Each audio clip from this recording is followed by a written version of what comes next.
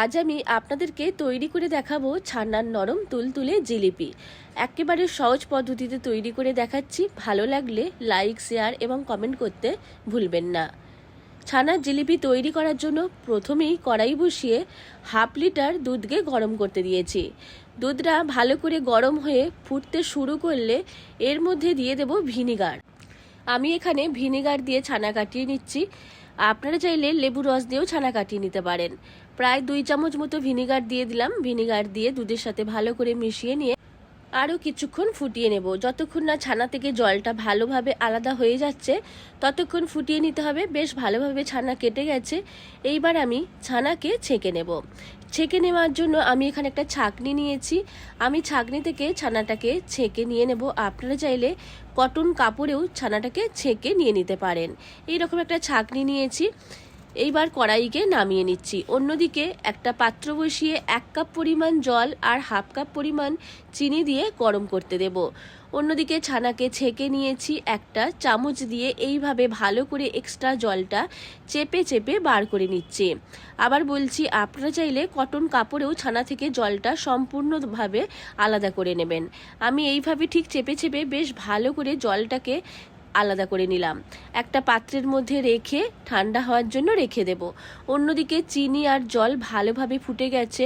জিলিপির জন্য যেই সিরাপটা তৈরি হবে সেটা খুব একটা ঘন হবে না, একটু চিটচিটে ভাবটা এলেই বুঝতে হবে সিরাপটা রেডি হয়ে গেছে।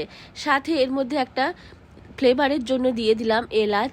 এলাচ দিয়ে আরও কিছুক্ষণ ফুটিয়ে নিচ্ছি।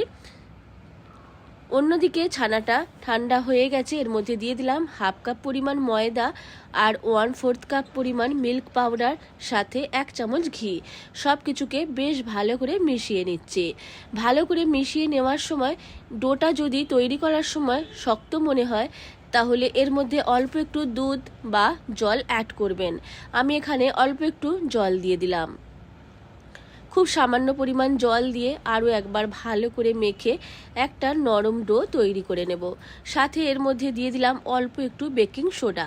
বেকিং সোডাকেও ডোর সাথে ভালো করে মিশিয়ে নিলাম। বেকিং সোডা দিলে তাহলে জিলিপি খুব নরম হবে। ভালো করে মিশিয়ে নেওয়ার পর এর থেকে লেচি কেটে নিচ্ছি। মাঝারি সাইজের লেচিগুলোকে কেটে রেডি করে নিচ্ছি। সব লেচিগুলোকে কেটে নেওয়ার পর হাতে করে গোল করে নিয়ে জিলিপির শেপে তৈরি করে নিচ্ছি।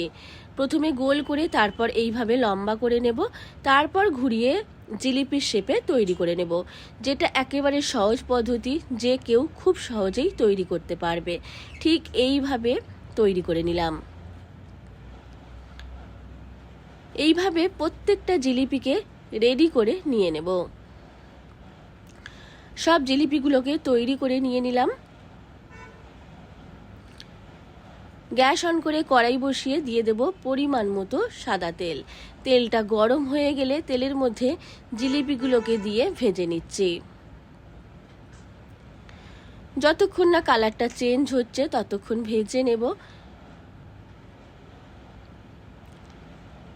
খুব সুন্দর সহজভাবে যদি ছানার জিলিপি তৈরি করতে চান অবশ্যই এই পদ্ধতিতে তৈরি করে দেখবেন। আশা করি আপনাদেরও এই জিলিপি রেসিপিটা খুব ভালো হবে। কিছুক্ষণ ভাজার পর কালারটা লাল এসে গেছে। আরও একটু ভেজে নিয়ে এগুলোকে তেল থেকে তুলে নেব। ভাজার সময় অনেকটা ফুলেও গেছে। তেল থেকে তুলে নিয়ে গরম অবস্থাতেই সরাসরি চিনির সিরাপের মধ্যে ডুবিয়ে দিতে হবে। কিছুক্ষণ ডুবিয়ে রাখার পর জিলিপিগুলোকে চিনির সিরাপ থেকে তুলে নেব। দেখেই বোঝা যাচ্ছে খুব ভালোভাবে এর মধ্যে রস ঢুকে গেছে। একদম নরম তুলতুলে ছানার জিলিপি রেডি। রেসিপিটা ভালো লাগলে লাইক, শেয়ার এবং কমেন্ট করতে ভুলবেন না। আর আমার চ্যানেলটিকেও সাবস্ক্রাইব করতে ভুলবেন না।